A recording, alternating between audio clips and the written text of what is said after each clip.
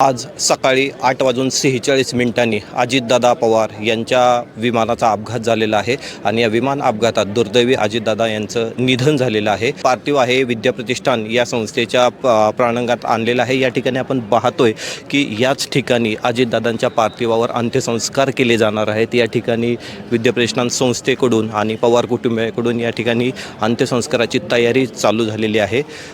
विद्याप्रतिष्ठान संस्था ही पवार कुटुंबियांनी उभी केलेली आहे। ठिकाणी आज अजितदादांच्या पार्थिवावर अंत्यसंस्कार होणार आहे। हे विद्याप्रतिष्ठानचं ग्राउंड आहे आणि या ग्राउंडच्या अगदी मध्यवर्ती ठिकाणी त्यांच्या पार्थिवावर अंत्यसंस्कार होणार आहे। बाजूला आपण पाहू शकतो की या ठिकाणी पाहिलं तर विद्याप्रतिष्ठानच्या याच ग्राउंडवर सर्वसामान्यांना अजितदादा यांचे अंत्यदर्शन घेण्याची सोय करण्यात आलेली आहे। या दोन डोममध्ये पार्थिव ठेवलं जाणार आहे। अजितदादांचे पार्थिव आहे बारामतीकरांसाठी, सर्वसामान्य महाराष्ट्रातील जनतेसाठी दर्शनासाठी त्यांचं पार्थिव आहे। ते पार्थिव या ठिकाणी ठेवलं जाणार आहे आणि त्याच्यानंतर अजितदादा यांच्यावर अंत्यसंस्कार केले जाणारे। अतिशय हृदय पिळवून टाकणारी ही घटना आहे आणि या घटनेने बारामतीकरांचंच नव्हे तर संपूर्ण महाराष्ट्राचं काळीज अगदी दाटून आलेलं आहे।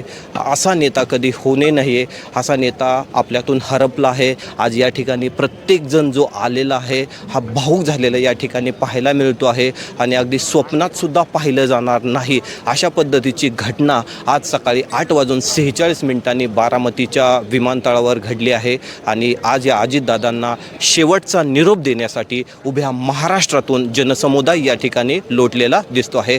संतोष.com महाराष्ट्र, बारामती।